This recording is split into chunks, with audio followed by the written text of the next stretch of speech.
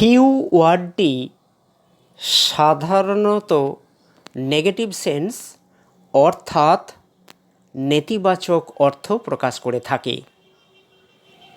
A few ফ্রেজটি positive sense অর্থাৎ ইতিবাচক অর্থ প্রকাশ করে থাকে।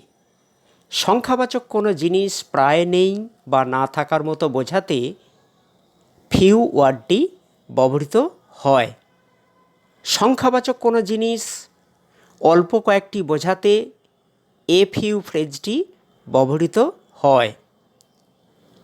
Use of few in a sentence.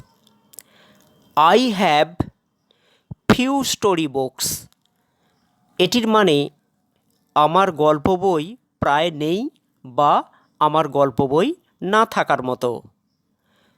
The boy has few friends in his class. এটির মানে ক্লাসে বালকটির বন্ধু প্রায় নেই বা ক্লাসে বালকটির বন্ধু না থাকার মতো।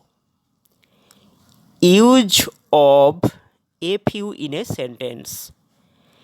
You have a few story books. এটির মানে তোমার অল্প কয়েকটি গল্প বই আছে।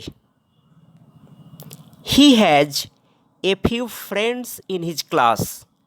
এটির মানে ক্লাসে তার অল্প কয়েকজন বন্ধু আছে। এইভাবে ফিউ এবং এ ফিউ দিয়ে আমরা অনেক সেন্টেন্স বলতে পারি।